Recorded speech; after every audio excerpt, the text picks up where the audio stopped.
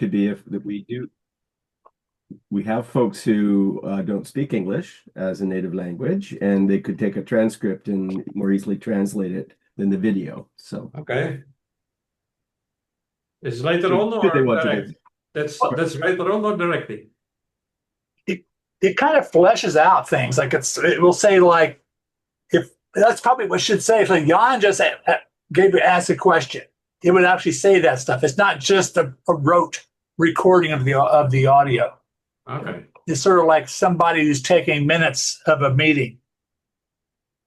Put it out. So like But it's not directly, it's not in the screen or something. No. yeah, But some people are using it as kind of a basis for like meeting notes and things like that, or for transcription. It's a lot easier now to generate transcripts of media and cheaper too than it used to be. It's pretty good, but it sometimes makes hilarious mistakes. So yeah. you can't depend upon it entirely, nor should Yeah. you. I got a spot right on your forehead there, Jeff. If I don't understand you, I can ask AI. Yes, exactly. Well, I mean, right now, if you on the sidebar, there should be an AI companion. If you turn it on, it'll ask you what to catch I've up. seen something when I logged in. There was something about AI. Yeah, it's gone up to the very first part of the meeting. So anyway, here we are. So what have you guys been shooting? For me, not too much. I've done a lot of editing, but not too much shooting. Yeah, I've been a little bit more constrained because the light is a little bit, well, it's shifted to winter light, but I'm so on my way to work in the morning, on my way back from work, and I've taken a couple trips out in the evening. So just kind of little neighborhood walks or commuting walks. But I did make a point of visiting a garden on campus the other day. It's a very beautiful Japanese garden. So I've been looking for some nice different areas and some the light right now here has been just astounding towards the end of the day because it's much lower and flatter, and then with the cloud cover you get these amazing kind of rich sunsets. So I've been able to get out early, like that's like at 3:30 to see some of that, which has been nice. So nobody is on the road in this time, I think. Yeah. Yeah, I haven't been shooting outside at all.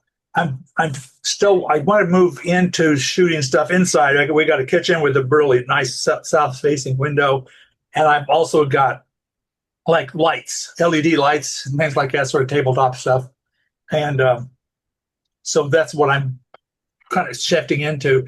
I just don't like to be out in the cold. I mean, I need to force myself, because I got the freaking winter clothing. I mean. So, and I've been out in the Arctic but that was in the summertime, but the temperatures were in the 20s, and windy, but I was bundled up, and sure enough, I had these glorious landscapes. So you really calling my name to go out there, but I just need to get outside. Like when if the snowstorm hits, that's when I should be out taking pictures. Yeah. So, and also when you've talked about the light, I was in Minnesota a couple of weeks ago, and there's like a really long golden hour. Exactly. So you get some really cool long shadows and things like that last a long time. And I don't know if it's a quality of the humidity or, again, when you've got kind of cloud cover that's pressing low and there's a open light to the west coming through, but it almost is like it's a denser golden light than I see in the summertime sometimes. I don't know. It's kind of, there's been a couple of days where I've kind of walked out and go, oh my gosh, this is just astounding. Yeah, it's getting. I mean, yeah, it's down low. It's not such a direct light, so it's bound to be a different character to it. Yeah. And yeah, I mean, the whole time I was there, even at noon, this light was still pretty low. And that was like southern Minnesota too. So,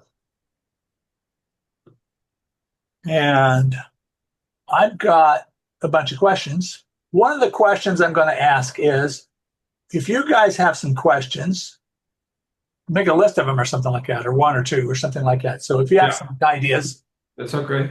Yeah, because I'm happy to come up with questions, and it's good. It's a good exercise. You've been doing all the heavy lifting. Yeah, but it's kind of fun once you start down that bunny hole of trying to find things like that. I had some questions about editing, but I think you don't know about Affinity, huh? No, but yeah, we don't do Affinity, but maybe we could watch you do it Yeah, and take a look at your screens and we can learn a little I bit. had some problems with I made a layer and then I wanted to cut out things out of the photo, but it was too harsh or Mm. too big. So in the end, the result was uh, uh, not quite good enough. So now I'm studying YouTube movies about it because you have a lot of equipment, a lot of different equipment as well. Yeah. You can use the pen tool. You can use for example, or you can use uh,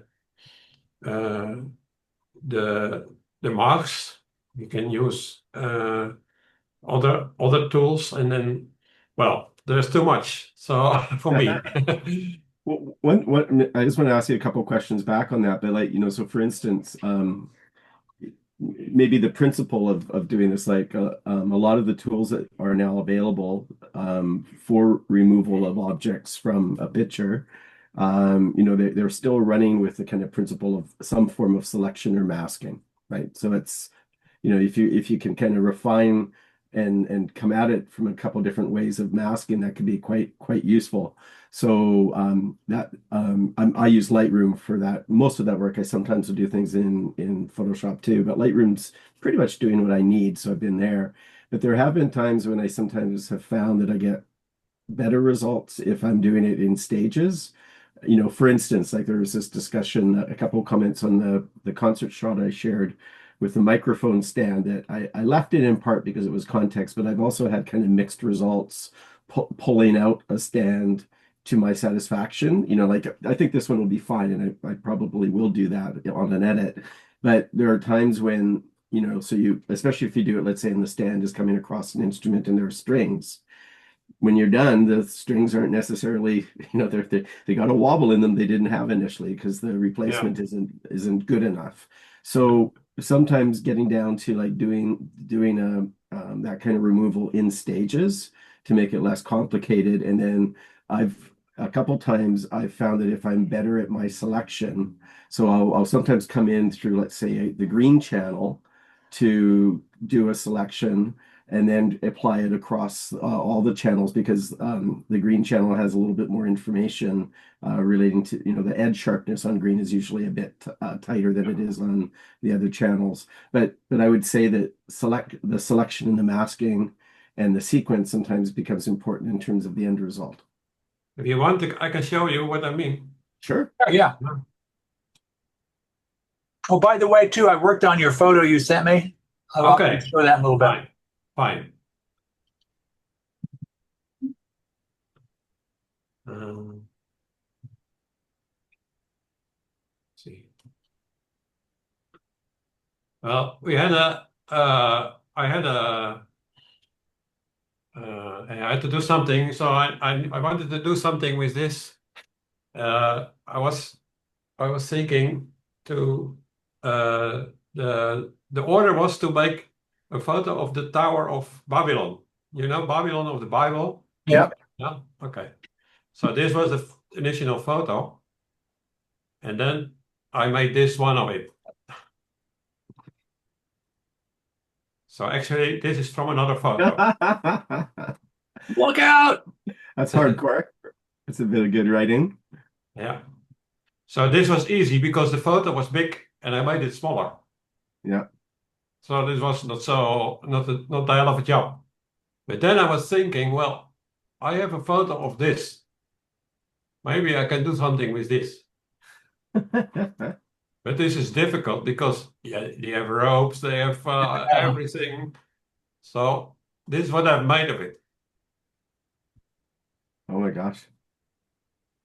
But actually, when you go to look very close, then you see this thing is not quite sharp. Huh? Yeah. And here the lines well, this is not a good quality.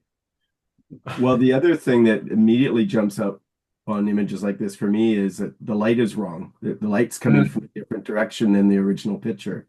Yeah. So I'm not. I think I have to. For example, these lines I have to cut out with a straight selection tool, not with a round selection tool or with a pixel tool. Yeah. Well, Now I did the, by hand, only by hand, and it took me 1 or 2 days. Yeah, that's a job there. I mean, that was a very complicated scene you copied. Yeah.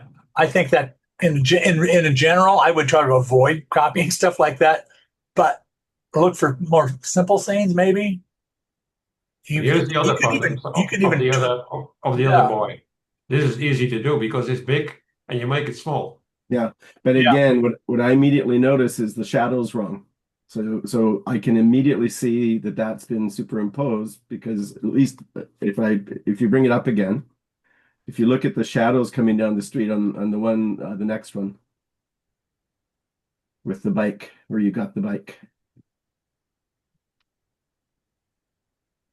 Nope. The one you showed viewing down the street The other with the one. bike. Not with the buildings. You had one up briefly on your screen, and so there was a First view. one without the bike, or There was a pedestrian street, and then there was a bike in the foreground with this long one? shadows. No buildings, or not these buildings. It was up on your screen briefly. that one the 80, Yeah, that one. 8127. All right. So, like again, when I look at that, I'm looking at look at the angle of the shadows in the background and the angle of this guy here. They're off. Mhm. That's not the same picture, right? This is Sorry, that's two pictures. You've it's the superimposed the same bike. picture, but it's turned around. It's the Oh same. no. This No, I is the guess my same. question, Jan, is more like on that original picture with the pedestrians and the bike. Is that actually how you found? Actually, no, that is how you Yeah. found it. I'm totally wrong. And now I noticed that what I was looking at was the background, but now looking behind the bike, it lines up. No, that was an error on my part. Okay. So that's where you got it. That's the original. See. Yeah. Okay. Yes. I So confused I myself. want to start again and cut it out more fine or with other tools, and then do it again because this these lines are, if you can see they are too harsh, or here is not good. When you print it, you can see it, I think, here as well. Yeah, what you're doing here is a lot of people do that kind of stuff, make composites. That's a lot of work. Yeah. So you need to take that into consideration.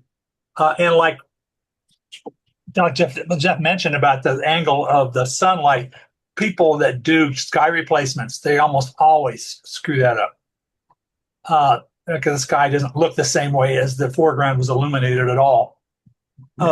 So I mean, but I think this is a good exercise. If this is the kind of thing you're interested in, you just need to keep practicing because it takes a lot of work to do that stuff. Yeah. It does. Yeah. And there are tools like within because you're compositing layers, another thing that you can composite or that you can use on the layer where the two men hanging are is you can actually create a light source that shines on them. Yeah. And will give a certain kind of effect that you can direct to try to match its light to the light on the original behind. Another thing you can do with something like that, you can apply a layer of noise over the whole thing once it's done, and that will make it more uniform. Mhm. Because oftentimes the textures don't match. Like maybe it was shot at an ISO of 1600 on one, and the other ISO was shot at 64 on the other. Yeah. So if you put a blanket of noise over that, it's all going to look like the same ISO. I think they are quite the same, huh? Let me see. Yeah, that looks close. I'm just saying that's another 64. option you can. Yeah. Teddy, there's a technique I've done before where you use a Gaussian blur at like a 50% in order to create a texture. Because I know I had a problem with grain being very, you could see exactly where I had done and edit because I tried to extend a frame, and the grain on the extension was so different that I see it, even no one else maybe would see it.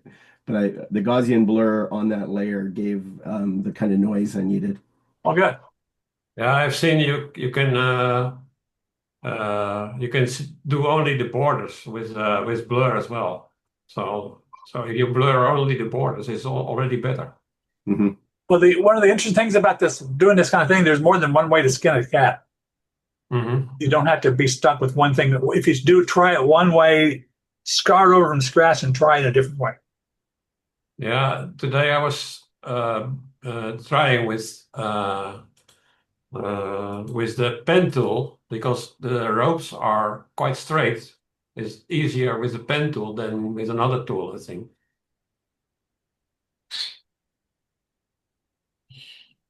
As I But say, I mean, it's interesting. Like, I think that again, even though the tools that the computer bring through AI and other approaches to remove items and such, it's all about masking technique. And so, if you can Yeah. really dial in your masking skills and coming at it for either through channels or you can do it through luminance values. You can do it in a number of different ways. But if you can get really good at the masking, getting stuff like that out is easier. And something new with Photoshop, I've seen a couple videos on it where you can have two layers like that, like a person on a beach, for example. They will match the tones and the lighting and stuff automatically. It's some type of AI thing. So I don't think Affinity does that. They probably will eventually. Affinity don't have AI, not the free version. Yeah. The paid version has AI, but I don't know about it. So I was thinking to make maybe this man behind a window as well. So here or something. Yeah, you can. It's easier to do stuff like that to make it look like there's a face in a window with Yeah. reflections on it because there's not much you can mess up. I Yeah. think you can take out this one because it's not telling something about the story of Babylon. It's just a man on the road. Eh? So I want to make the story. Yeah. I mean, one fun thing about it is that, you get to a place where, sometimes like you've already done it here where, the size of these workers is like completely, it's into the realm of fantasy. But the particular image you use as your source to superimpose may open up a very different interpretation of what you're trying to do. Like, you're not trying to realistically put those guys up on the building. But sometimes you just have the wrong image to superimpose too. And trying to find one that's more conducive to your vision for what you're doing. No, it's fun stuff to start doing. So Actually, this is the first floor of a building of the Ministry of Foreign Affairs. huh, So it's not, you cannot see it because I'm under the first floor and taking the photo. But right. actually, you cannot drive there with a bicycle. It's just a roof. Oh, interesting. Yeah, I was pretty sure that that person was not writing there legitimately. Okay, that's it. If you were to rotate that so that that the wall he appears to be writing on was parallel to the bottom, that would make it that type of visual cue would make it a little bit more realistic. Mhm. Not that and maybe crop out a lot of the other stuff. So it would make it more likely for people to believe it. Mhm. Yeah, actually, this is what I want to do. It needs to be of a certain level to make it happen. Eh? Yeah. If it's not of a certain level, then you cannot show it to people. Yeah. So I need to work more.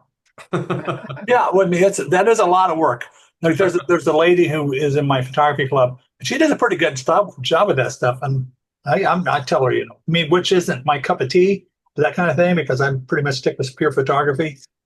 But man, she does a good job of it. I keep telling her, that's how many hours did you spend on that one image? was crazy. And my son, who does digital artwork, and he's also a painter, so he keeps a track of how many hours he spends on an image, and it's like you're talking about 2 weeks worth of work for one image. Wow. Yeah, and do you use a graphics tablet? I do. No, I got a I got a whack I know you do, Teddy. Yeah. So yeah, and you don't use no, one? I have mouse. Because one of the things, if you start getting into fussy selections, Yep. like just a little graphics tablet can make all the difference in terms of it's the dexterity to precisely choose to kind of drag down a line. So I had one that stopped working, and then I just bought another little one, and it just works a charm when I'm doing little Yeah. masking work. I've got a small one about the size of an iPad. I used to Yep. have a big one. The big one is way too cumbersome. So smaller ones I think are better. And there are ones that have the screen built into it, so you can make your edits right on the screen. Yeah, the I don't know Intuit what to ones. say about that. Yeah, but those might be a really good thing to have. But those are a lot more expensive. Yeah. But it's just working with the mouse is a lot harder, of course. Yeah. But I would just say that you'll get it'll be a bit easier for you to kind of go through that job of selection with a pen tool, like an actual pen in your hand rather than trying to approximate it with a roller, Yep. is what you're doing with your mouse. Or even a trackpad. I mean, I'm pretty good on the trackpad, but sometimes I have this. Let's go use this other thing. There are people who will say just use your trackpad for everything. To get rid of your trackpad, not your trackpad, your Wacom tablet for everything. Get rid of your trackpad, get rid of your mouse. But if you do any text editing, forget that. Yeah. You can't select text and whatever with that. But yeah, I'll take my keyboards off to the left and put the Wacom tablet right next to my trackpad. And it takes there's a slight learning curve because it's a little bit funny at first. But once you get used to it, you just about can't live without it. And you can zoom in to like 400% to really get down to tiny details. Yeah, for that kind of pixel work you were mentioning on those lines. Yeah.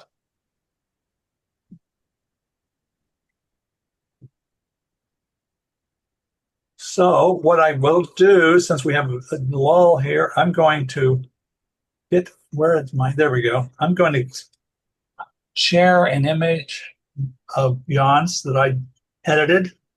You find it here. It's in my downloads folder.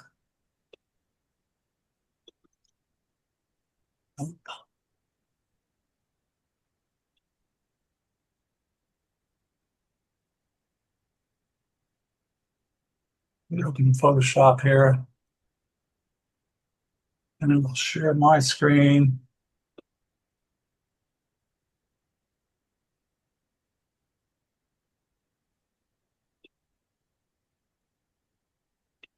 Can you see the image?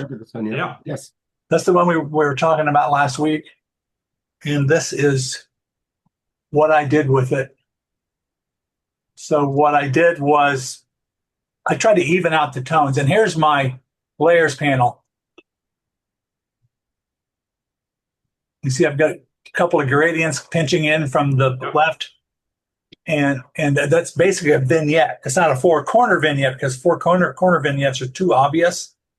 And I think if you try to avoid not all four corners being equally dark, that makes for a more realistic image.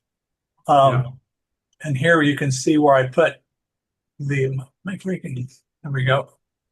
You can see I got a little all by itself. I copied in. There's the window. And here is the window like that. There's a little bit brighter. And this is where I darkened it to get the light, the bright, try to avoid any blown highlights and stuff like that. And I think I did a merge. There was another layer in between there where I merged them. So there would have been, I should have left that layer in there between layer 1 and layer 0. And there's that. And if you take the gradients off, it's a little bit flatter. Mm-hmm. But there's a lot of light, eh? Yeah, because I thought it was trying to I like the light coming in from above, although I locked it in there just to keep it in there because you sent it to me like that. Maybe it would be best to crop it, but I kind of like the angles of those beams. Mm-hmm. And of course, the star is this graded this window. Yeah. And it's shadow. Yeah. So anyway, that's what I did with that. That's good. Thanks. You keep you have a warm tone in it, I think, huh? Yes. One thing I've noticed, like I really like the fact that you were using gradients, Yeah. like zones of gradients, because I think like sometimes I've gotten a little bit too dependent on using mass selection. So for instance, I could select the beams, or I could just select the window and manipulate those. But the thing about gradients is I think it allows you to keep a little bit more of the quality of the light that was there, and to kind of graduate the effect, and you can kind of place it more intensely to mask in one area than another, and that's really helpful to maintain the light of the shot while still enhancing it. So hello there, Greg. Hello. Sorry Hey. about that. I got a little caught up with putting up the Christmas lights outside while we have a day that's relatively warm. So, Greg, welcome. Thank We you. had some issues with the connection earlier. I was afraid you were affected by that. No, I was affected by being outside. It's a good effect. Now I'm going to try to get back my. We're recording this, by the way. Yep. And that's usually there's sometimes it's more than one other person, but it's usually the three of us, the other three people, the three people that are here. Okay. And I'm going to stop my share. We were talking. This is an edit that I did for Jan. He sent this to me last week, and we were trying to figure out, how the back window was too bright and so forth. So that was an example. So I'm going to stop sharing, and there I can see you. There. You look like my next door neighbor. Tilt that down and frame myself a little bit better. You've almost got my glasses, man. Very similar. Yeah. So let's see what we were talking about. We were basically talking. Were you wanting to share something, Jeff? Oh, no, I was just responding to the previous image. What I had shared was just more that the technique of masking, including using gradients, is really useful for a lot of shots, because then you kind of blend the micro contrast of the lighting that was there, as opposed to like picking out individual objects and boosting them or dropping them. So I think it's a lot more subtlety. And so your edits were those two the two linear gradients you were using in that scene, I think were really a good strategy. Yeah, and oftentimes too, you have distracting elements, and sometimes you don't really need to get rid of those things. You just de-emphasize them. Yeah. So let me see here. Now and also I usually come up with some questions, and I ask these guys, including you, if you want to decide to come back, ask them questions of your own. Like I'm asking a question about aspect ratios. Like the usual aspect ratios, like digital and film, it's a 3:2 aspect ratio. HD television is 16:9 aspect ratio. Then you have the traditional 4:5 or 8:10 print that comes from 8:10 paper that you actually cut up in the darkroom, exposed in the darkroom. 5:7, you would split an 8:10 in two and have an inch left over on the ends. 11:14 is. Sometimes people will use that for a 4:5 in the darkroom anyway, to try to fill it in, but you're still gonna have to crop some.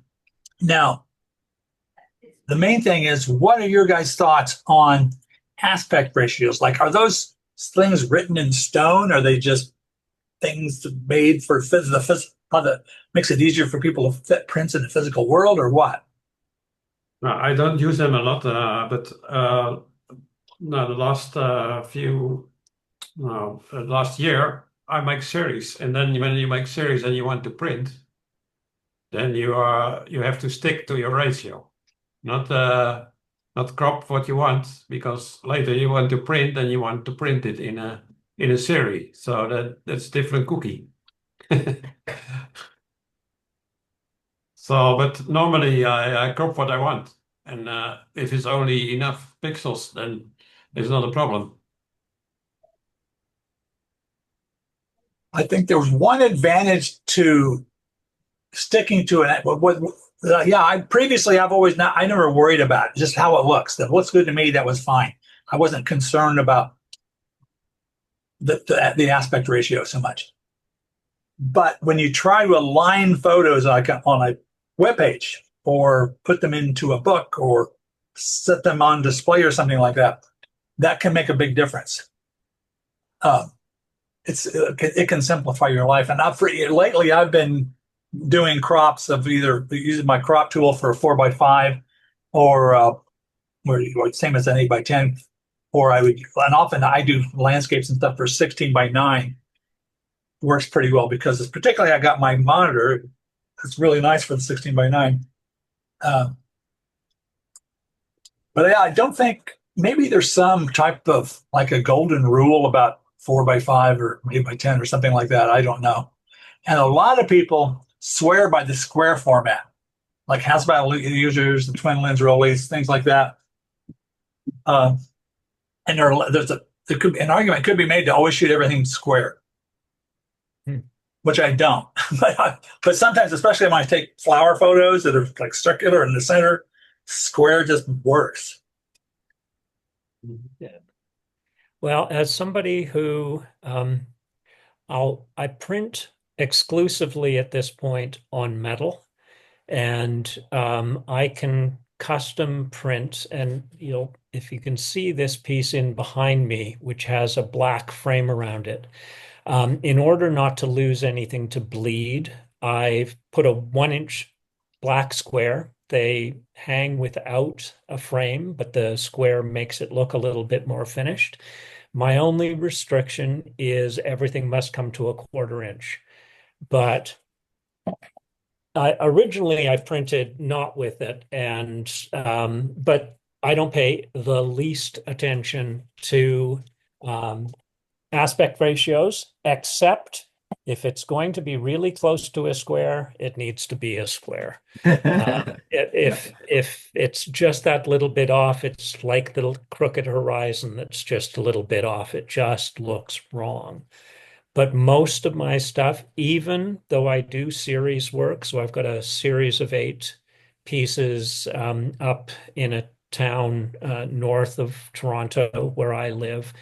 I'm planning for a solo show that I will have in May of next year that is going to be 2 different series. Almost none of those pieces will be the exact same. I print so that I'm either working with a total 16-inch height, 18-inch height, or 20-inch height, or vice versa if it's a horizontal 16, 18, or 20-inch. And then when I put things up on the wall, I just don't do a straight line. I put one and then another up here.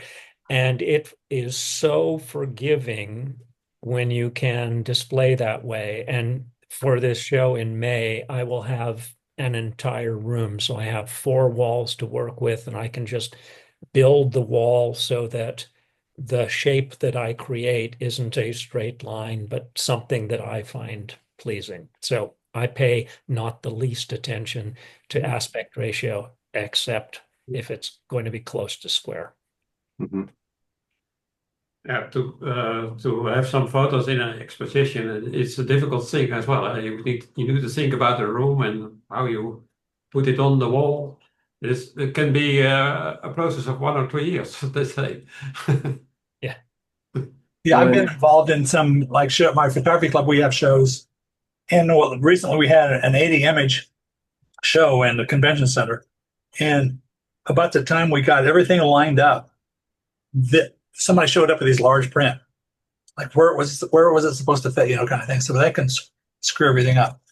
But that's more challenging when you have people with different frames and Yeah. and stuff like it when you're trying to align them together. Then some are color, some are black and white. Should the black and white be all together? Should the color all be together? Should we sprinkle it or what?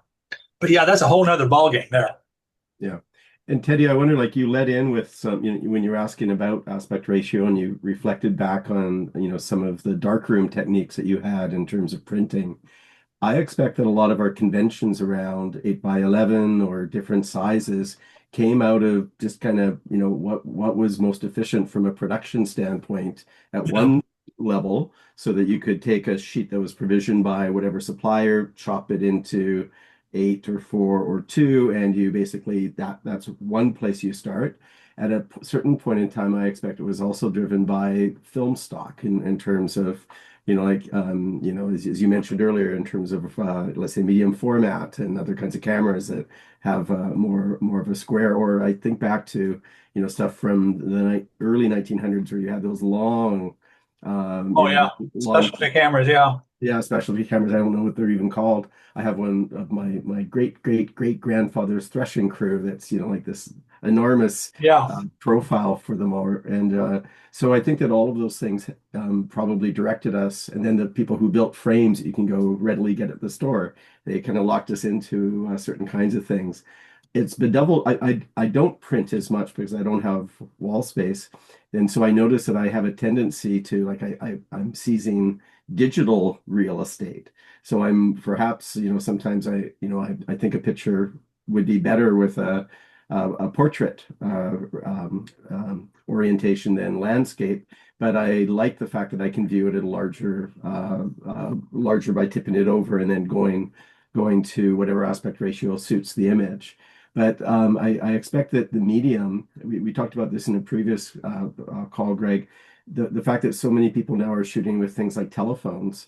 I think that a lot of people are just kind of starting to visualize that way. And, when Pentax brought their little Pentax 17 out, they're doing the half frames in part because it's cheaper for the film, again, in terms of exposures. And so I think the medium comes into this as well as the aesthetics, and they kind of intermingle as people go.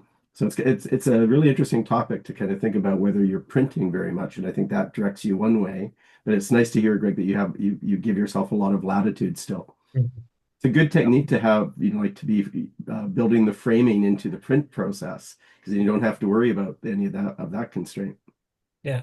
Well, even with as much latitude as I give myself, I still find that I'll end up with, I've just put in a new order and my height was 16 and my width was 14.12. And you go, okay, well, it's got to go to either 14.25 or 14.00. And because that will be eaten out of my black as opposed to my image, it's much less of an issue. Yeah. I can be out that's about as much as it's possible to be out and still go to the quarter inch. I'm only going to lose a 16th of an inch on each side or gain a 16th of an inch Mhm. on each side. It's not really going to be perceptible with the way I have chosen to present my work.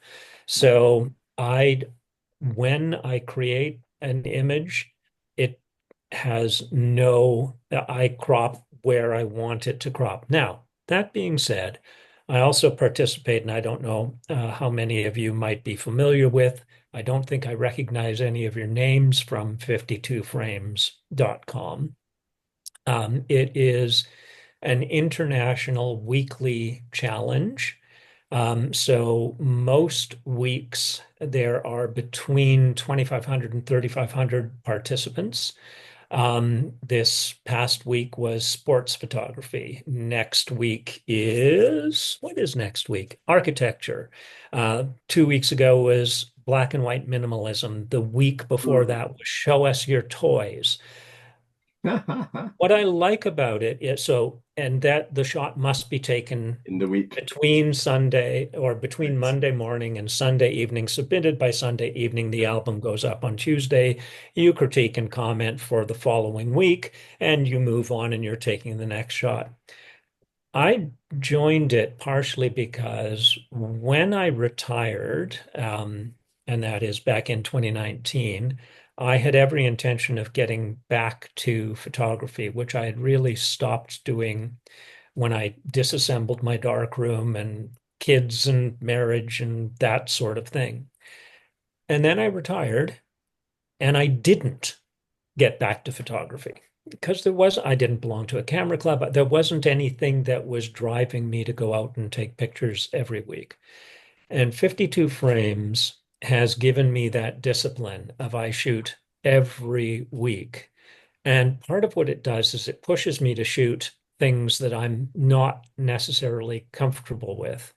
The week that comes up, I think I've had to do it twice thus far. I'm just approaching with next week's architecture shot, I will have done 3 consecutive years of not missing a week.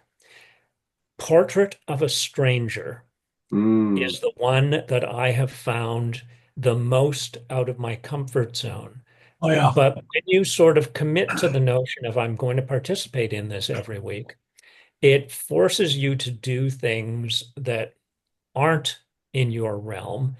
And oftentimes those are the weeks that I find I learn the most about what I can't do, what I'm comfortable with, what I'm not comfortable with, how to approach things.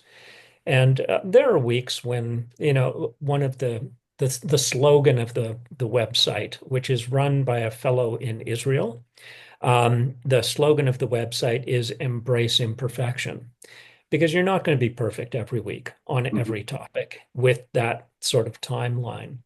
And it's been a really positive experience to do that. That being said, I've encouraged bunches of people in the Toronto area that I know to participate, and some of them did for a bit, and then they go, I don't want to be told every week what to do.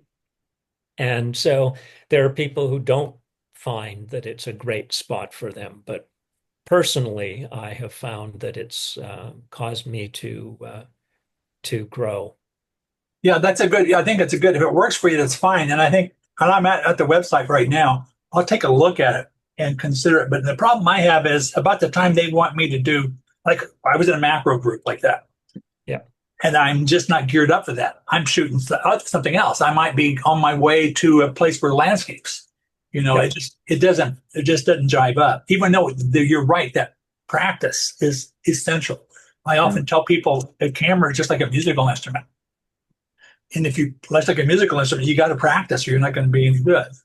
yeah, yeah, No, I really like this idea. I mean, it's interesting because, like, for me, I guess weekly serves a piece of what you're describing in that it yeah, gives me a prompt to select from images. I often will do things that I've taken within the week, but then I have other things that I want to kind of bring forward too. But I have before. I used to be in a photo club here in Vancouver called Third Sunday, I think it was. So every third Sunday we'd convene at a coffee shop and we would look at pictures and they'd have to be printed and we each would bring one or two pictures for discussion. We would present them and then there'd be a critique that followed. So it was a nice kind of friendly collegial thing with a very good mixture of people.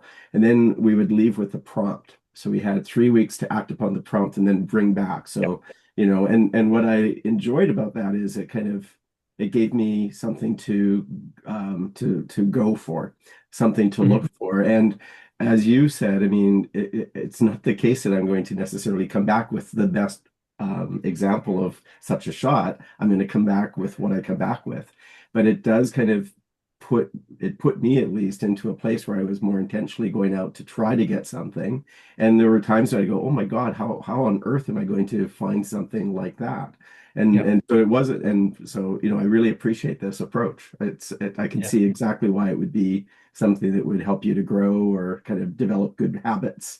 And it would yeah, certainly get you walking around the street looking around at stuff to say, could this be? Could this be? yeah, yeah.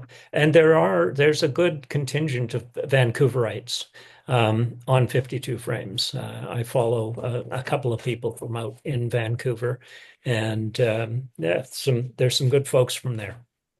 Yeah, there's a good community here. I run into them on the streets more than I Yeah. run into them in meetings. Well, I don't know whether you've ever run into Chris Cook or Melissa Bakanja, but those are two of the folks that are on 52 frames that I can just off the top of my head go. Those folks are from Vancouver. Okay, so my next question, or at least topic of conversation, is about is the purpose of a photograph supposed to be, or would your purpose be for documentation, like a documentary type of photograph, or art, fine art? And be like a lot of people don't like to uh, clone things out of an image because I want it to be a complete document of the scene. Where others like me, yes, I will clone paper cups out, power lines, whatever, uh, because that's not what I'm looking for. I'm looking for what the scene tells me. So, what are your guys' thoughts on it? I mean, I'm not opposed to people doing it. I'm just saying, what would be an argument for or against, blah, blah, blah. Pros and cons. Yeah, in the street, you can say it is what it is. You don't have to do much because this is the situation of the streets. But often I take out pails as well because yeah, it's not nice to have them in your photo. But if you have 20 or 30 pails in behind a person, well, you have to think you take it or you want to take it out or not because 20 pails is maybe too much of the environment you take out. Huh? So it's always finding a balance. I want to try and pull up an image that will illustrate what I would have to say about that. I think I Okay. can pull this one. So let me get back to bring you up to full frame, and then I can share and desktop. So you should be able to see this forest image. Has everybody seen that? Still, I think it's still low. There we go. There it We is. can see it. There we Coming go. up. So I think you can tell from this that I do a lot of editing. And so, no, it's not about documentary. So this is one of the series that I have a couple of pieces up north. This is one of the series that I'll be displaying in May, and it uses a combination of Photoshop and Topaz. There are people who are not going to like this approach, but to me, there is a specific kind of photograph that might get displayed in people's homes. But I find people are much more interested in a painting style of something. And I ran across this particular technique, which uses, is it 4 different topaz looks combined and a bunch of work in Photoshop and Camera Raw that precedes that. And I've sold 4 at this point of these, and it's something that I don't just create it because I think it can sell and I'm not interested in it. I quite like these pieces, and I find it really fun to go out into the woods and try to imagine what's in front of me and how it might come into this process. I also use some of these same techniques in some of my street photography where I make it much more impressionistic. Um, One of the things that in my little bio, it ends with that you could describe my approach to photography as never leave the world unedited. But the number of times that I have done service to the city in a digital form by scraping every piece of gum off the sidewalk in the picture. Only if it were that easy. There's a woman on Flickr who I follow, Sonia. Oh, I want to say Gardot, but that's not right. Um, who does a fair amount of work with very intriguing multiple exposures of people. And I certainly put in one of those into Weekly, and it didn't receive great response. It ended up making it through. Enough people put Keeper, but there were plenty of people who weren't all that keen on it as well. So let me just pull that one up in case some of you had not seen it. Let me go back to my Zoom and share again. Um, and so this was a piece that was done for 52 frames. And at that point, it was about choosing a lyric. And so I put this up as All the Lonely People. Mhm. And one of the responses that came in was that the person didn't see how this was connected to that lyric. And so I did respond and said, we're not lonely when we make human connection. And the only human connection that's happening here is that this person is looking at this person. And so they are the people who have not completely been digitized and become transparent in this. Everybody else is ignoring everybody else. And so she has created some connection by looking. He has been the recipient of some connection by being looked at. Now, interestingly, she and he are not in the same image. This is three different images that I put together. And as I had held the position so that the floor would line up, and then took a whole bunch of these overhead shots. And that's what Sonia Gobert does quite a lot of, is multiple exposures from overhead and then treating them in quite interesting ways. And so I was very much influenced by her work. And as you can see, this uses some of the same topaz techniques that I used in the forest piece. So I do make use of it in street photography as well. Um, I found it curious that the person didn't see the connection to the lyric. To me, it was obvious, but then I took it. I knew what I was trying to do, so maybe I didn't communicate it as fully as I might have. But again, this goes back to I don't look at photography as pure documentation. I don't think I ever have. Even, back in the um, 1970s when I got my first camera, which was a Pentax MX, I can remember going out into this field and there was this lovely snow fence that was up that was partially collapsed. And I wanted to take a picture of it, but there were these dandelions, and I thought it was real. I went and picked every dandelion out of that field before I took the picture. So is that document? No, of course not. You're building the scene.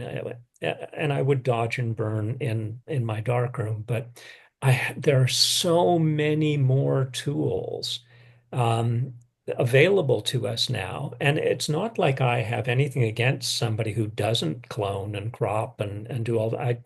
I don't use AI for any of this. I prefer to do my own work with that. And sometimes that cloning can be pretty finicky. But I enjoy the editing process at least as much as the process of taking the image in the first place. As long as you take your own photos, then Yes. there's no problem, I think. Yeah. Yeah. Yeah. Back to your point about people maybe not seeing what you had, not just seen, but you had kind of intentionally created with those Yeah. images. I mean, that I don't recall that image. I really quite like that image, and I like your description of it in terms of your intent. And certainly once you said that, I had noticed the transparency of the other people. I also Yeah. noticed the two people that you did describe as connected. I mean, they actually they would have complementary wardrobes even, in terms of Yeah. how they were dressed. So there was something there. So I think that to my eyes, that was a very successful image. But any image, even one that has been carefully composed and constructed, or one that has just been shot, meet, and the person who in either case has presented the image, they have an idea of what they like in the image and why they put it forward. And then it meets someone else's set of eyes with, I sometimes think, you can show people things, but that doesn't mean they see it, and they don't necessarily see it in the way that you do.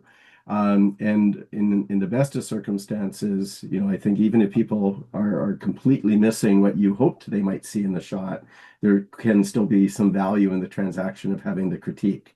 And one of the things that's been interesting for me I guess I've been participating in Weekly for about 2 years now, is that have been many, many nice exchanges and opportunities to actually talk about things that I'm trying to do with my photography, and then get feedback that's going to actually make me thoughtful about ways to grow, improve, refine in the approach, because there's something I was doing is maybe getting in the way of something that could be a better approach.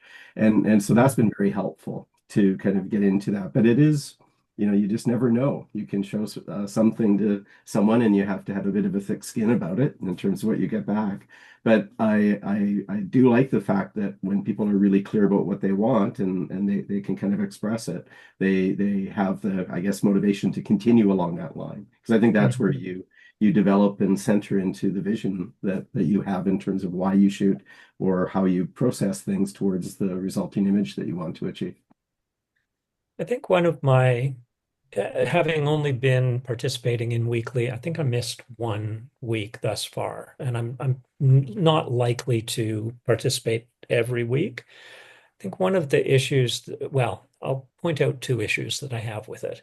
I think the notion of keeper is excellent. I think the notion of free flight is not. I think it leads to a negativity, and I have done some critiques that I then presented as free flight. I think you can critique, but to say you don't belong here is problematic for me. And I've received some free flights as well. I don't think this week's image of the spring, very low in the frame with lots of negative space, which I quite like, is going to successfully make it through. And that's fine. I do have a relatively thick skin. I must admit, I got my back up a little bit with the first 2 free flights, and then I went, no, you know what? Whatever. I'm not here to please this person or that person. And that leads to my second critique of the forum, and that is you are only receiving 6, 7 maybe critiques, often from the same people that did so last week or the week before and the week before. And so you're being judged by such a small group of people as to whether you're really successful or you don't belong here.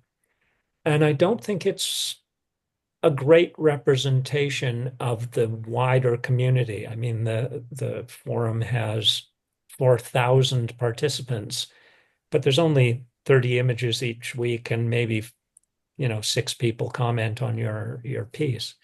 And I think that's a real limitation, and that's why I feel that something that potentially elevates the photograph without the "you don't belong here" component would probably lead to a more positive experience for participants and actually better learning, because I think there are times when you just see that word free flight and you don't even want to read what the person said.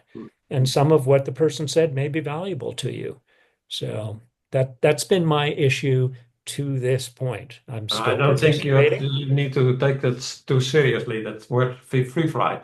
Yeah.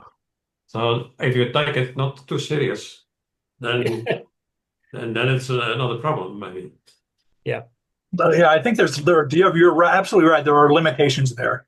And I think the way we've structured something like this, where people join in and say free flight or keep or whatever, it's episodic.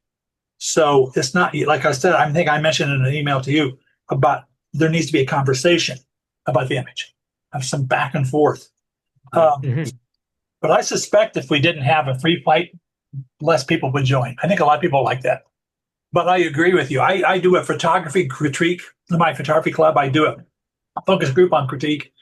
And what I do is tell them when they look at somebody else's photo, say something good about it, first of all, and then make comments or ask questions or suggestions. But don't ever say this photo sucks.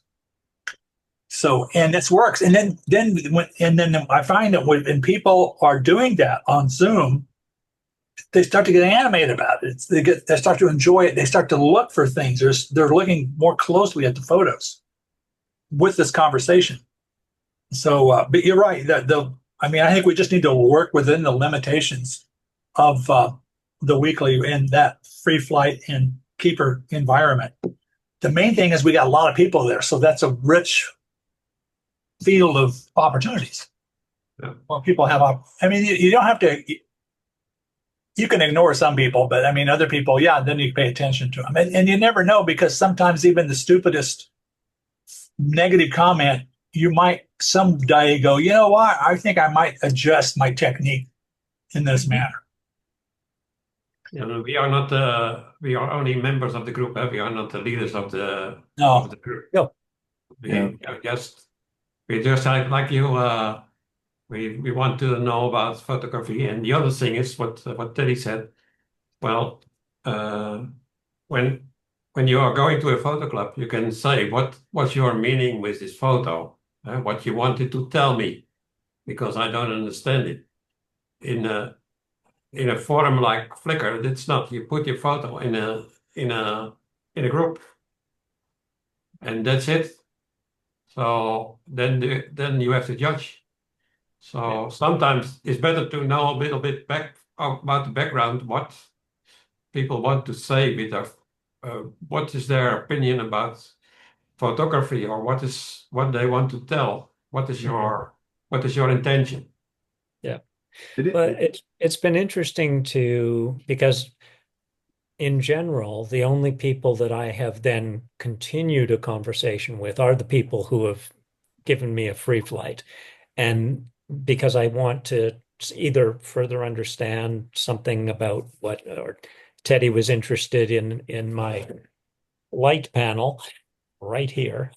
Oh, here it is that I had used to shoot this week's spring shot. Um, and but even when I have then said, as I did with the All the Lonely People shot, and tried to explain why it connected with the lyric, or I felt it did, that's where the conversation stopped. It's not like I then got a further response to that. It's one of the things that 52 frames, I often end up going back and forth with people 4, 5, 6 times. And but it takes the effort of creating that second. One of the things that I dislike on 52 frames is I get lots of people who simply go, I click on the heart symbol and I liked your piece. Yeah, okay, whatever. Yeah. Or don't just say great photo. That tells me nothing. But because I tend to be quite vociferous and opinionated and all of that stuff, I tend to get that in response as well. And one of the things that you can do on 52 frames is you can choose the level of critique that you want. It defaults to regular, but there's something called shred away. I feel no pain. And anytime that I communicate with somebody, I say, you really should choose that. It's the only time that you're encouraging somebody to give you more honest feedback about the piece.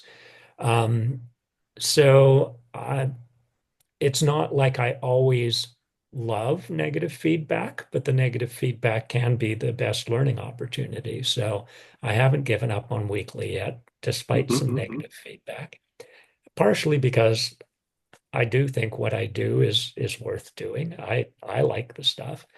It's not going to appeal to everybody. I know that. So yeah. whatever. I appreciate your raising this conversation and talking about this. I know it took me some time to kind of sort out my responses to the feedback, and I can remember a couple times getting shredded, let's say, and kind of mumbling to myself for a day about "Rah, rah, rah," so and so, and and the ones that always upset me the most are when I don't feel they're actually engaging with the image, but there's just something they say, what, I don't like it, which is as useless as I like it, without Yeah. any further commentary. The other thing is initially, and maybe this is something that I think the administrators, I think over the years they've curated quite a community, but I think new folks could benefit from some additional, including myself. I still think I'm a newbie. Could benefit from some, what's the word for it? Some mentorship or some assistance in understanding like what's the dynamic of this community. We have some folks who kind of treat it like a so, and I started this way in the sense, okay, so I put something up and I should stay out of the discussion while it's happening because there's a judgment being reached, and some people kind of present and frame some of the comments as if they are judging, this is a panel of photographs and the image has to stand for itself, etc. And then you see other things happening that are quite different. And over time, I mean, I typically stay fairly quiet until someone either asks a question or they squawk in a particular way, and then I'll give a response back in the thread on one of my images. But generally, I'm really happy when there's interplay and conversation around, because then you usually enrich the conversation. You hear a little bit more about maybe the why of something in terms of what's there or what's not there. Mhm. You also maybe start to you gain a little bit more context about what people are perceiving or why the critique they offered. And so like I was one of the free flighters on your spring one, and I appreciated in your comment that the thing that I didn't like in terms of that negative space was exactly what other people liked in relation to another one. And so Yeah. that's one of those interesting things where what I try to do in any feedback I give, whether positive or with a keeper or negative with a free flight, is to give some justification in terms of my eyes, my viewing, and offer it back, with hopefully generosity rather than just to be dismissive. We do sometimes see people who will, in effect, say, something sucks. And I think people should be called on that in some respects within the moderation group or the community within, and sometimes they are. But it's just one of these things, like strangers that we're maybe wanting to be a little bit more connected to through a community on the internet, or they're looking at our precious images, and hopefully it's a safe space and it's a place for growth and generosity of spirit that people are taking the time to participate, because I think the community is better for it when it has those characteristics. Well, I think people who think like some people will say, "Oh, bird photos are terrible. I hate bird photos," for example, which I know probably nobody ever says that, but I think that's a bad way to do it. You should, if you see a bird photo, you should put on your birder hat and try to estimate it as if you were a birder, or if it's a landscape, or if it's a macro, or if it's an abstract, whatever it is, you should try to do the best you can to do that. Now, one thing I have a problem with, and it's not because it's the photographer or their work, is photos that have a lot of manipulation, like the two that you had. Mhm. I appreciate it. I think that's equally valid art, but I'm so focused on the photography and with the cameras, the techniques with trying to bring in as much detail as possible, realistic detail. So I feel like I don't have the vocabulary or the knowledge to accurately judge something that's equally valid. And like I've said before, like I said, there's a woman in my photography club does that kind of thing, and she does really good work, but she has to work so hard at it. That's a lot more work to do that stuff than what I do, for example. So, and that's something I'm thinking about branching out to it and seeing what I can do with it. But I just don't feel comfortable because I don't think I really know what the hell I'm talking about.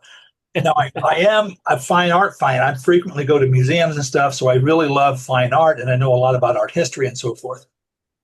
So I don't know. I need to think about that stuff. And so, what would you say you're like? This is an argument we've had in Flickr here in the Weekly before, but what is actually a photograph? what makes an image a photograph. I would say that those two images you showed earlier are not photographs, they're either illustrations or digital paintings. Nothing wrong with that, but there are people who jealously will say, no, that's still a photograph. And I say, come on, just call a spade a spade. There's nothing wrong with it. Why do you insist on it being a photograph? So what would your thoughts be on that? I mean, what would you call that type of photography? I'm more likely to call it, I don't like digital art, but lens-based art, perhaps, Mhm. because it is starting in every single one of these cases. It started with a photograph, and some components of it may remain. So the two people in All the Lonely People are still true photographic images within a larger landscape that has been much more manipulated. My forest series, the entire image has been manipulated, so I can see the point there more. And it's certainly not all I do, and so I'm going to share once more because I wanted to inquire whether you like this spring better. I do. That now I that's the like both one of that them. I like both of that's them. the one that I submitted. Yeah, Yeah. I'll pull this one now that you've seen the one that I actually submitted to 52 frames, which was shot. I also did one where it was on a diagonal, and I felt it was that the energy was really very different, and I wanted a minimalist energy as Mhm. well as a minimalist image.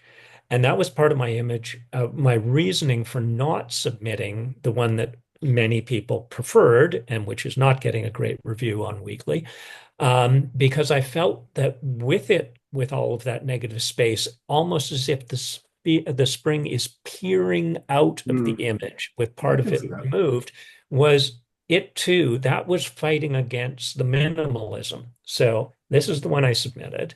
Mhm. This was a piece from a couple of weeks ago. Yep, I remember Different that one. spring, by the way, and this time I'm shooting it on foam core with a single light source as opposed to using my light panel.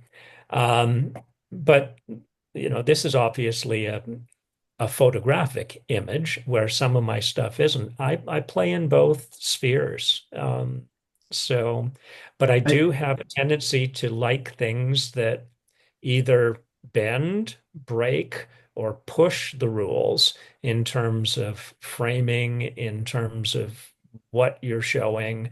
And so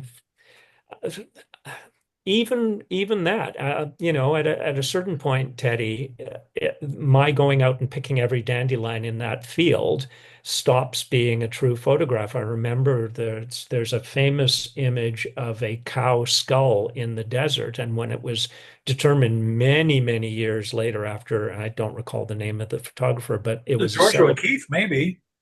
it was a celebrated piece.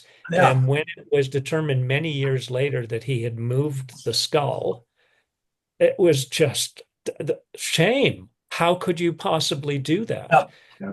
yeah. Um, But Photography is never an actual representation of the world. exactly. Everything about it is manipulated to some extent, more so now with our digital cameras than it was in the film days. But you chose an ASA, and that made a massive difference. And, did you dodge something? How did you crop it? How did you frame it once you were in the dark room?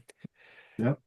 The types of things that I'm doing with more filters and such is just another step along that line that still isn't handing it over to the computer in the way that using AI generative fill does.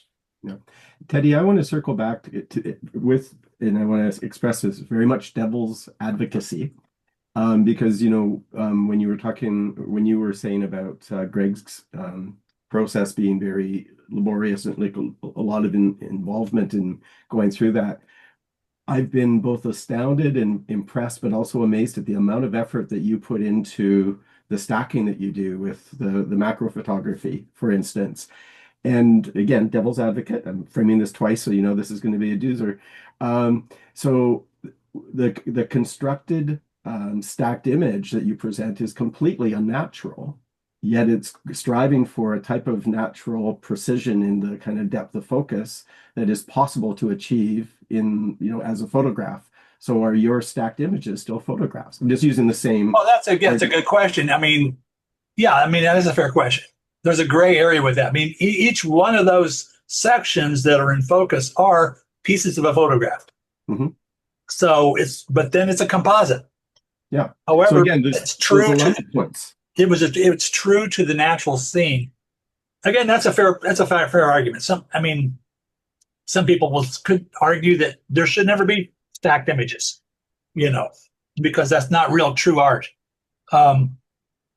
And as far as the work goes, it's not that hard, actually. I mean, you have usually there are artifacts in focus stacking that need to be retouched. Yeah. Once you get used to how you handle that stuff, it's not that hard to do. I mean, I'll start with a 300 image just a focus stack and edit it out and everything, and it will take a total of 30 minutes. Right. So generally, if I have to spend that much time on an image, that's why I start to go through the processes of maybe this isn't worth the effort. Yeah.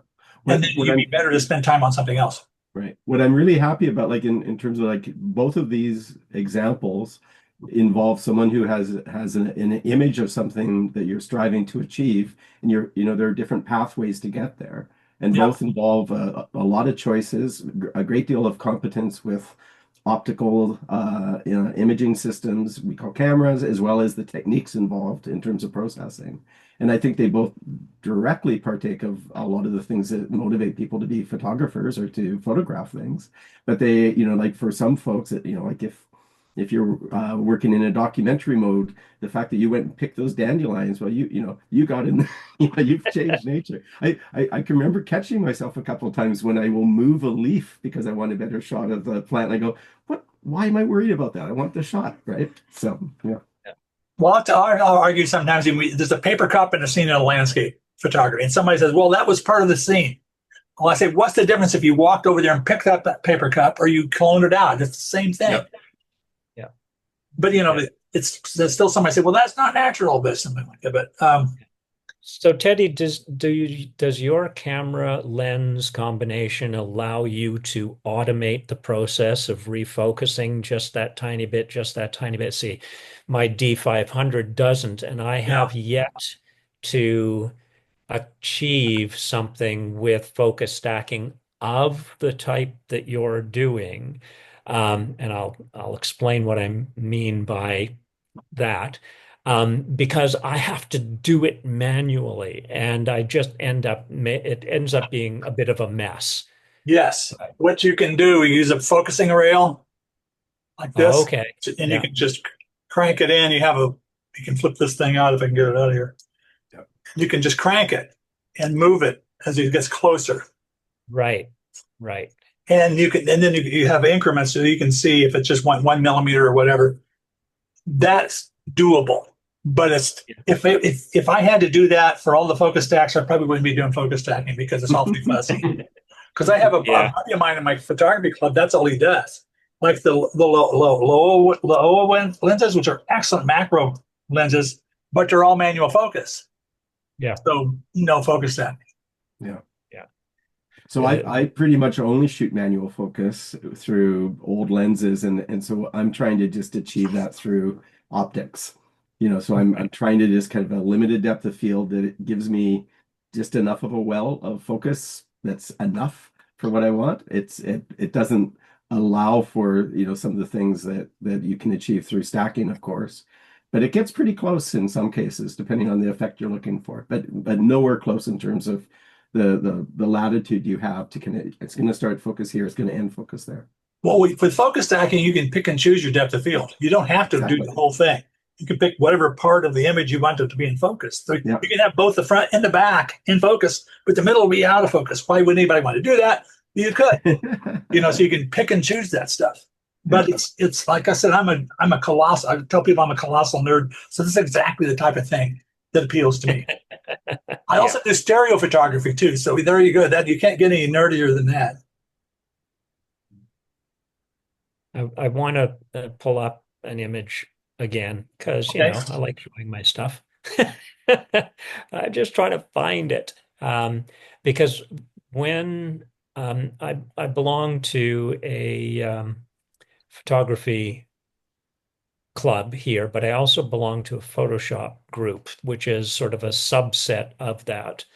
Um, no, this isn't where it is. And focus stacking wasn't something that I had any understanding of. And when it was introduced to me, the way my mind tends to work is, okay, how can I subvert that? And so just about the first thing I did was a focus stack where somebody was moving through it. Yeah. And so it kept my background. And then when it stacked, it chose bits and pieces of the person in the four positions that they were in. And it was a really interesting little piece, but it's not your typical focus stack. So, No, focus stacking, one some of the original ones were done with the electron microscopes right, yes. because they had such a low depth of field. Yeah. And I I can't find it. Anyway, But I've eventually. got a an image where sometimes these failed focus stacks can work in very interesting ways. I'm gonna try to find one of mine of a praying mantis where its head was fixed, but its antenna and legs were moving. I should be here soon. So what post-processing software do you use there, Greg? I use a combination of Photoshop, Nik, and Topaz. Those are the three programs that I'm really working in. So I was only using Photoshop in terms of its focus stacking. Hmm. Now I use Helicon Focus for focus stacking. It does a better job than Photoshop does. Yeah. Oh, come on, where is it? Anyway, I won't waste that much more time on it. But yeah, you can get some fun results with mistakes with focus stacking. I got one where there's a fly looking at a flower, but then you can see all this blur stuff where a moth had flown over the image, so that was kind of fun. But we were going back to the original question was about documentary or art, and I think it's fine if you think that what's important is that the environment, the things that are in the environment are what partially makes a photo or adds value to the photo. Whereas as a documentarian, however, for me, like there was a shot recently posted on the Weekly, several months ago, where's a young man playing pool with you can see the cue ball right there in front with this leaned over, but there was a lamp behind his head. And it was brighter than the man's face or even the cue ball. So meaning that the eye is drawn to that lamp. And I definitely gave him a keeper. It was a wonderful photo. I said, you need to clone out that lamp. He said, no, that was part of the scene. It needs to stay there. It was important. So yeah, I don't know why, but that would, I don't understand that. I found the shot. Good, good. This was my very first focus stack. Oh, interesting. Yeah, yeah. Oh, yeah. Yeah. But that was me. This was what initially occurred to me is, okay, how can I screw this up in an artistic way? And so there are problems with this. It would have been much nicer if his head was in that point and whatever. But I thought it was kind of fun. Did you have it on a tripod? Your camera I on a tripod? did. Yeah, nice and low at the bottom of the stairs. And I was not really looking at him so that he wouldn't be self-conscious of me with a remote trigger going click, click, click, click, click. So Yeah. I like the kind of the starting point for how can I screw this up yeah. artistically. I think I think that's a lovely way to kind of approach Oh, things yeah. creatively as opposed to and I mean I think it's just like how can I when if going back to more documentary style, I think people also think about how can I kind of show what I see here? What's the story Mhm. that's drawn my eye to this? And for people who have the patience to look through the layers of some of those kind of images, you can sometimes get at why someone actually did that, but you have to take the time to look Yeah. what's in front of you. I found my praying mantis. Now that I need to get back to Zoom. Yeah, let's share.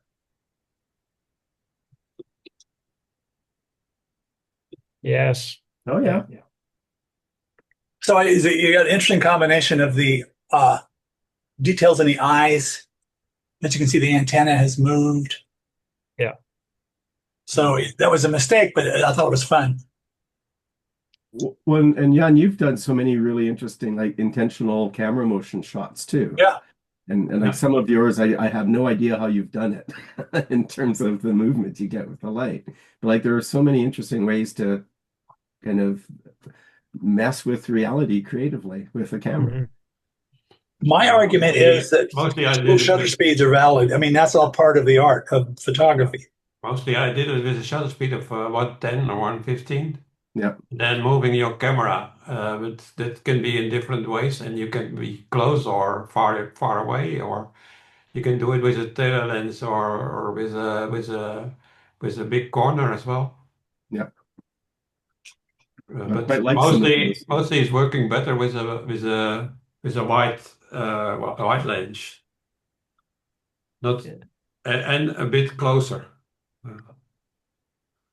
One time I've done it in a car when as a not on the driver's place but next to the driver's place, Yeah, that's and that's then your story, right? You yeah, weren't and driving then when you on one tent, then the trees are growing into your lens.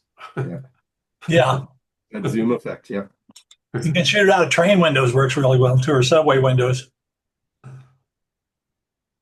Yeah, I was in Paris last October, and you could just hold the camera still as the train was moving through the station. I put it on 20 frames a second and let it rip. You can cherry pick out the ones that are cool. Yeah. I do find, because ICM has definitely been a subject within 52 frames, and I don't find it something that I practice enough to get good at. I can accomplish something, but I'm generally not all that thrilled with it. But there are people who just seem to have a real feel for it and know, just looking at a scene, oh, I should shoot this at a sixth of a second. Oh, I should shoot this at 2.3 seconds. Yeah. And I just go, I don't know, something's moving. I clicked and hope. Yeah. But if you want to learn to study it, you need to stick by one thing, then Yeah. and go there every night or try go to the beach and try to do it with dogs or something, and then but move on and do it every day or every week the same, Yeah. because when you do a lot of different things, it's difficult to everything needs its own Yeah. aperture. Yeah. Yeah. I found a good like when I started, and I'm still trying to find my way into that a little bit, but I was practicing panning shots, and so thinking about the speed to pan with a pedestrian as opposed to someone on a bike, as opposed to some a car going by, and then the distance matters, of course. And then I noticed that some of my mistakes were kind of interesting, because I was affecting this kind of interesting blurring of things that was suggesting motion in a way that I found pleasing, I guess, to my eyes. And so then I started to pay some attention to that to try to do it intentionally, either in like very low light situations, but also in areas where there was too much color, and I wanted to create some line within color. And so so that I'm just getting started with it, but that I was trying to I was figuring out just shutter effects with panning, but then I noticed that on the edge of getting good at that, I was also on the edge of something else if I pushed it a little bit in that direction. Yeah. The bad thing for ICM is light, so you need to have not too much light. So that's so no horizon, or try to So I have no direct light in it. Yeah. And an electric shutter or electronic shutter is not great for camera motion shots. Get all kinds of weird distortion.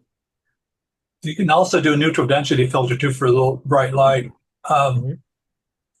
but generally, though, with ICM or slow shutter speeds, you're better off to stick in something less than a second, unless you're doing like astrophotography or night photography deliberately. Because well, I could do waterfalls. Well, people will show waterfalls that just look like this smooth, creamy curtain coming down the. I mean, I think that's to me it's kind of nice, but it's dull. But if you shoot that same scene at a quarter of a second or a tenth of a second, you'll find these interesting details and splashes and streaks through the water and stuff like that. It's a lot more fun. Yeah. I find it interesting, Teddy, that you've talked about a few things, including your focus stacking, and 300 shots. You're spending a lot of time and energy in that, but then you won't give 30 minutes to your edit.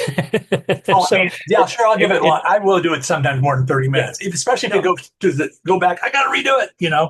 Yeah, Yeah, but no, but I'm sort of the opposite, where yeah, I don't give myself enough time in the field, and I go, oh, okay, nothing's happening here. As opposed to, I'm amazed at some of the people who I follow, both places, Flickr and 52 Frames, who I really admire their street photography.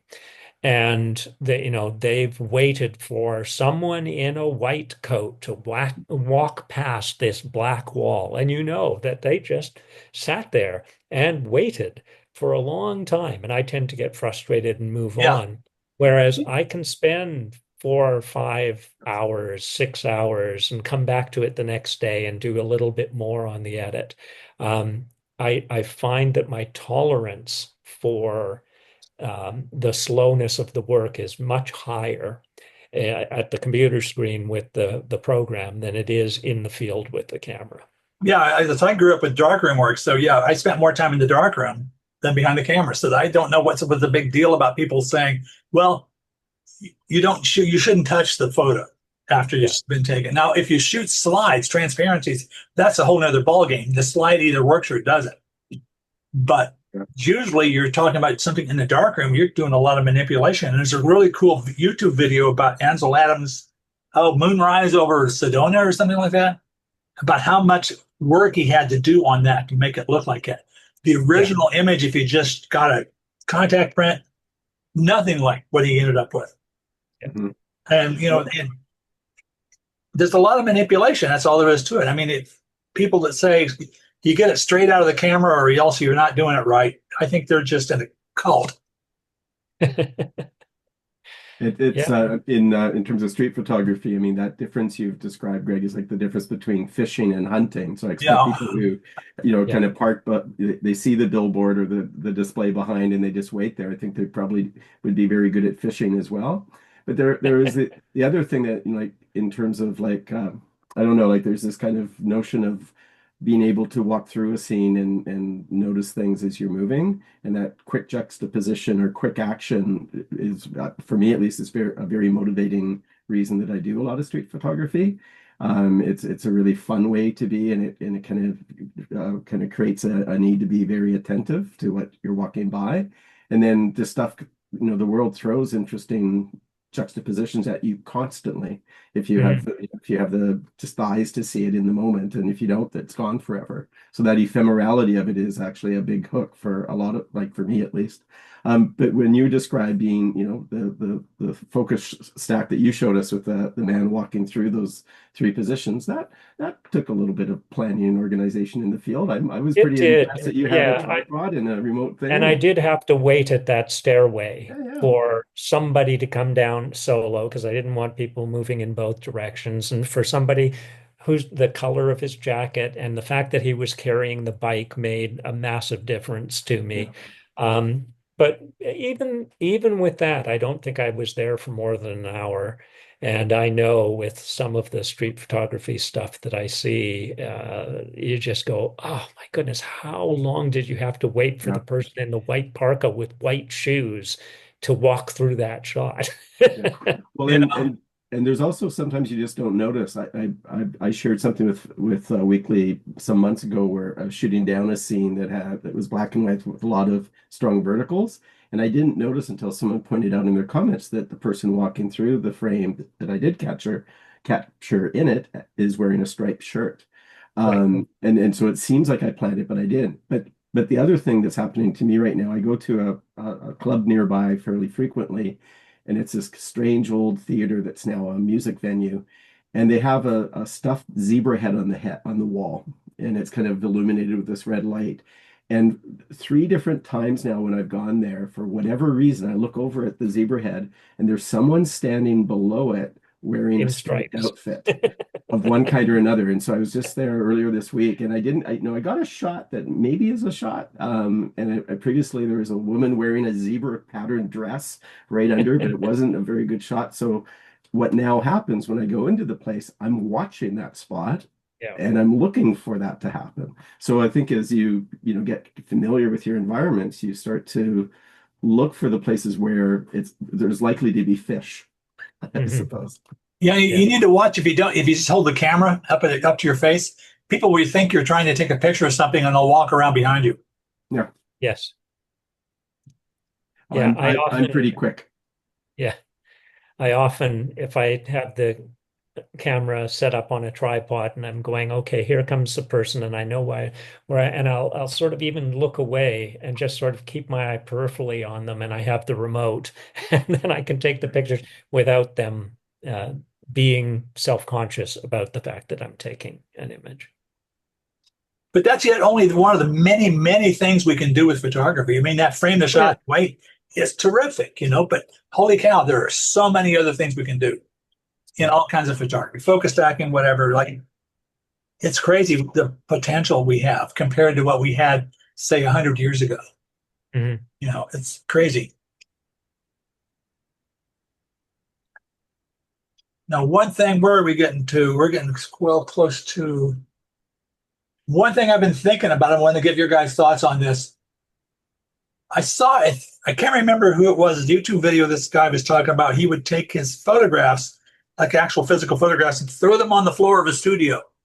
And then he would wander around and look at them. And then the ones that would pop out at him, those are the ones he would do the work on. So what I'm thinking about doing is, I mean, if I do what little printing I do, I usually do it with large prints with a company called MPix. I imagine there are other companies that do just as good of the work, but that's the one I've been using. But you can get 8x10s for $3.75 a piece. So at least the ones that I like, I think I'm going to try to do that. I mean, I can get 100 of them are $375. I can get a discount for that because of that. But so I could have a box of 100, because I think there's a lot of value in actually holding a photograph and looking at it, like, and so forth, as opposed to it being on a screen. I think it's the ideal way to see it is on a screen, but there's nothing like holding one in your hands.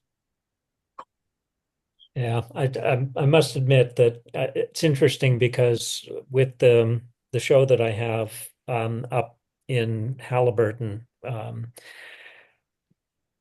there are two other photographers. Both of them do their own printing, and then the cost is in putting it into a nice frame and having the glass and the matte.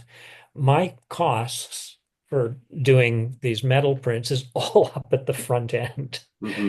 But then one of the nice things about it, I now print only matte.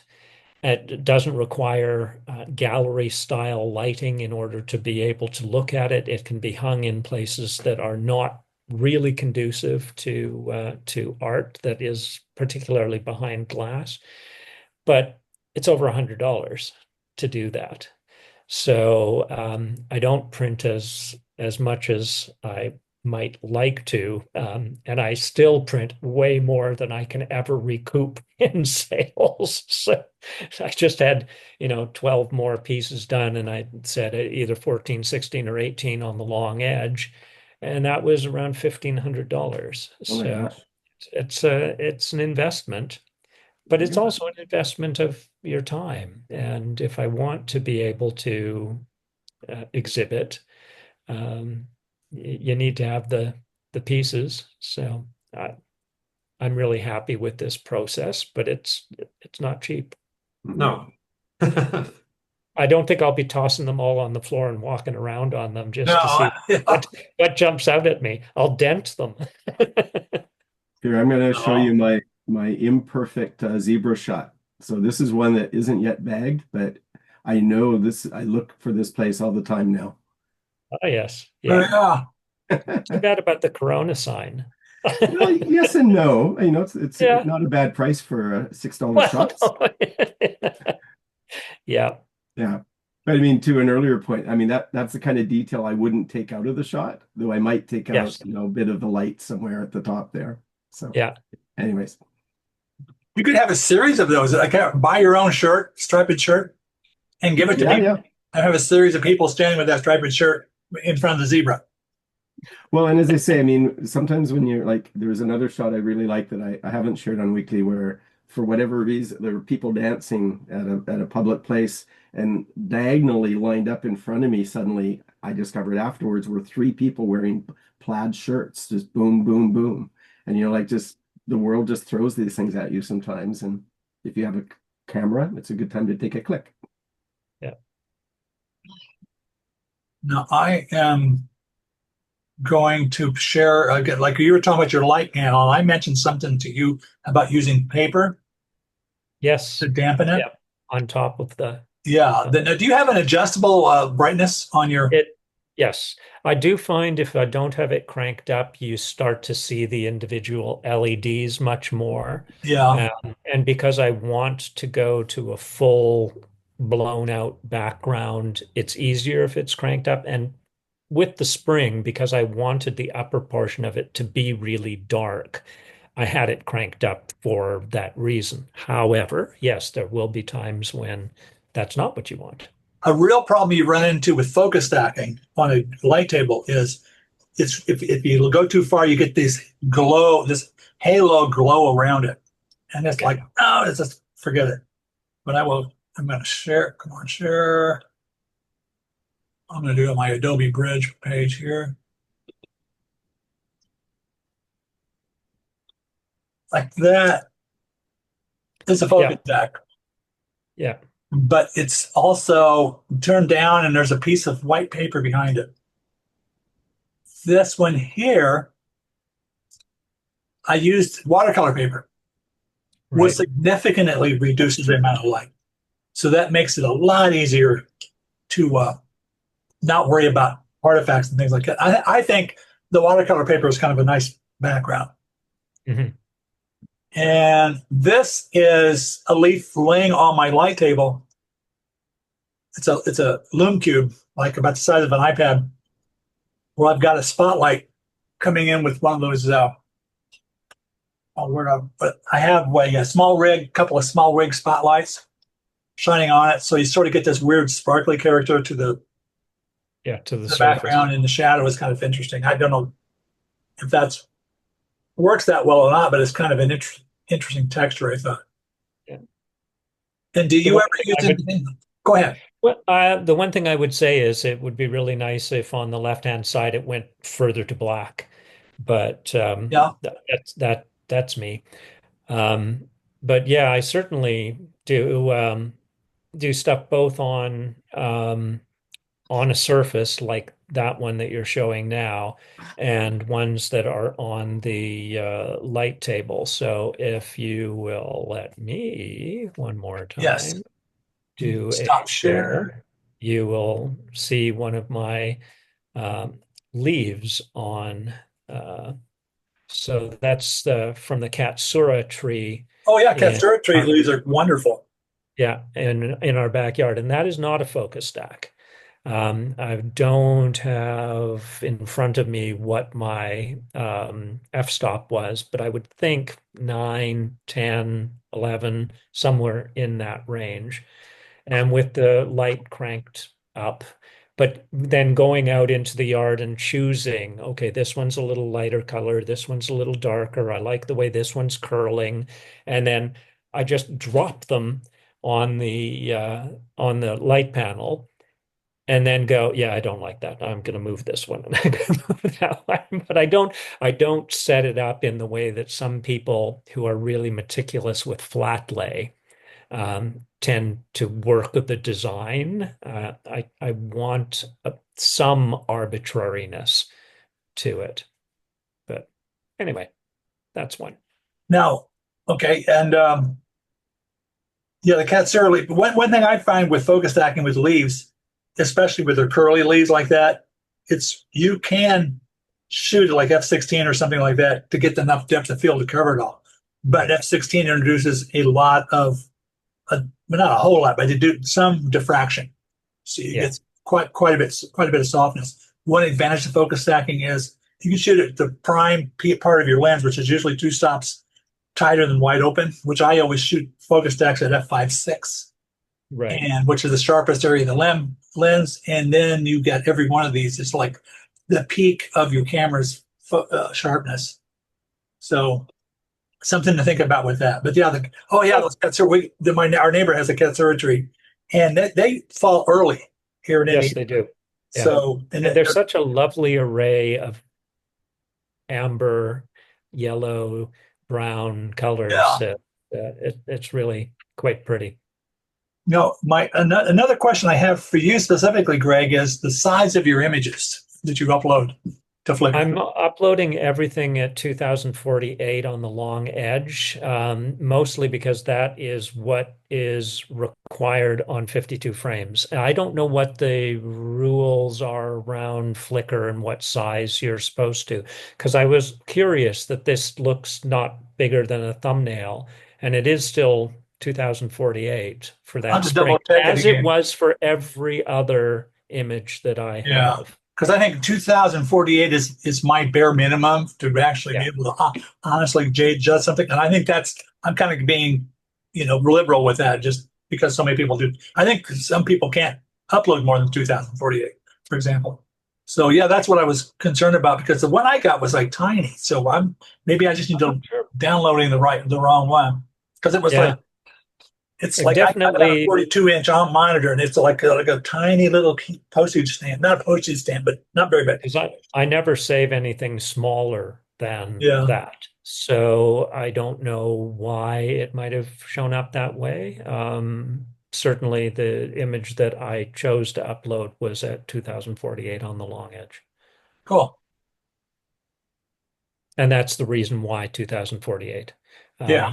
I also have a JPEG of whatever it ended up being, which is probably closer to 5,000 on the long, because there was a little bit of crop to it, but not a lot. And I assume you always shoot raw. Yes. Yeah. It's really interesting with the shooting on the light panel, how much dust on the and the new dust removal in Photoshop, AI dust removal, it is brilliant. It is so good at removing dust. So That'd be yeah, particularly important for scanning slides and negatives. That's it. yeah, yeah. It's just in the latest or the previous version of Photoshop's upgrades. And so when you're working in Camera Raw, you can go over to the erase symbol and scroll down, and there's a dust, and it says it's still in beta, but it is fabulous. Now,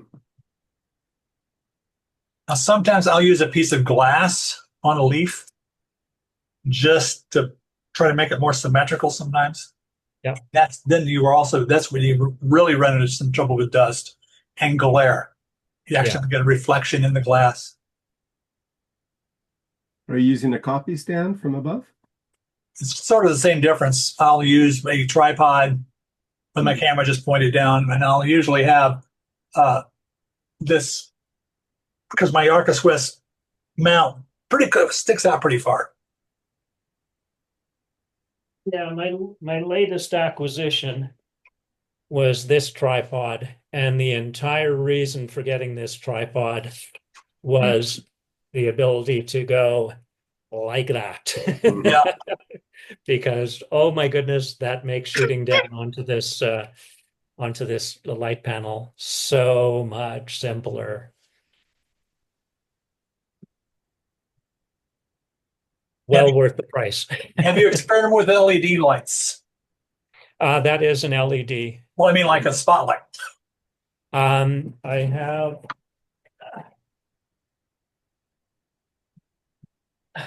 this from Canadian Tire, and I got a set of two of these, and they're very bright. And and I can hold them, or I can. And what I like about this too, with it being a strip like this, is I can keep it a little bit narrow on the vertical, or I can spread it out and go narrow on the horizontal. So there's a lot that I can do with this. Something you might look into if you're going to be doing tabletop stuff are these small rig Yep. gooseneck. These things are excellent. I mean, I've also got the Adaptalux ones that are a little bit smaller than that, but the small rig ones are great. And I have got another one where I put inside of it, I can put a piece of foil with a little pinhole in it. And I can make a real tight spotlight. Yeah. These small rig things are great. And you can change the color. Where did you get that? Was that at a camera store or was it? No, it was that I just got offline. Okay. It was actually from the small rig folks. I didn't get from B&H. Yeah. Amazon has a lot of small rig stuff. Yeah. Yeah, that was one of the pluses with this, is that it was really quite inexpensive. It's just a MotoMaster, and it has the stand as well. So Yeah. I can then put that onto an arm, or Quite easy. it's pretty flexible, and you can also just handle it really nicely. Rechargeable. So That's what I said. I don't know. Before you joined, I was talking about I don't like being out in the cold. I just can't get my creative edges easily. I need to work on that. But generally, what I'm going to end up doing a lot more of when the cold weather is shooting on tabletop stuff in my kitchen, using these types of lights and so forth. But yeah. Yeah, I'm planning to do a cycle over to the other end of the city tomorrow after dinner to get an architectural shot in the night. So that's because architecture, I can start shooting that tomorrow. I got to get it in the first couple of days. So I have enough time. Enough. doesn't Toronto, don't have a tower there, a famous tower? Oh, yeah, the CN Tower. CN Tower, yes. Because the company I work for has the elevators in there, Otis Elevators. I retired from Otis Elevators 2 years ago. So. Yeah. Yeah, it is an iconic piece of architecture, but yeah, it's interesting to try and do something different with the CN Tower. I went down to the lakeshore one time and was able to get out on a dock so that I was able to look back, because the CN Tower is relatively close to the lake, and there was a tall ship. And so I set the CN Tower as the middle mast on the tall ship. It only had two masts, but I gave it three, with the tower being one of them. Sometimes it's fun to try and do something a little different with it. It's like the Space Needle, you know. How many shots of it do you need? Yeah, I was at the Space Needle a couple months ago, and the problem is you can get some good shots of it, but there's a gift shop built around it. It's tricky. Right. Yeah, so it's hard. I wish they didn't have a gift shop around it. I wish they would have it offside or something like that, and there's a place, if you get right outside of the gift shop, you can shoot straight up at it. But otherwise, you got to walk blocks away to frame it between skyscrapers or houses and things like that. Yeah. It's a beautiful piece of architecture too. Yep. So we are at 3:00, 3:01. So I think I'm still going to be available next week. So Yeah, I won't be. I'm heading down to Seattle next week for American Oh, wow. Thanksgiving, so I will. Next week I go to Spain, so I don't think I'm there as well because I'm traveling then. We'll still have it available next Sunday if you will be here, Greg. And if you go to the Space Needle, if you go to the gift shop and just as soon as you get out, look up. Yeah. I don't think, as a Canadian, I'm coming down to the States in a big hurry at the Well, let's moment. talk about Greg. Yeah. Or, Jeff was going to be in Seattle. Yes, yeah, It's for a family event. Otherwise, I'm in the same place as you. yeah, I'm afraid the US is out of reach for a little while, Yeah. for the most part. disappointing that, but what can you do? We don't get to vote. We get to stay home.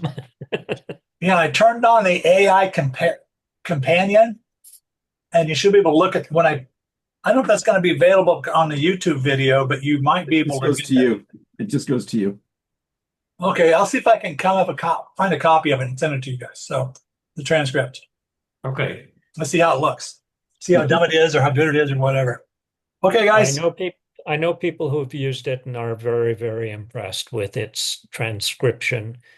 So it'll probably do a good job. All right. Very nice to meet you, Greg, and thank you for the recommendation about 52 frames. I've taken a look, and I think Yeah. I'll sign up for Yeah, that. it's free to join, and it's not like there's any rule that you must participate each week. So it's certainly something that I try to encourage people to at least give it a shot. And as I say, choose shred away. And then there are various tags that you can use. There's a Canadian Framers tag, and because it just allows you to find some bits of community more quickly, because 3,000 images is a lot to look at. Yeah. Absolutely. Okay, guys. Great talking to you again. Thank you. Bye. I am going to zoom out of here. If I can find the Thank you. leave button. Here we go. Bye-bye. Yeah.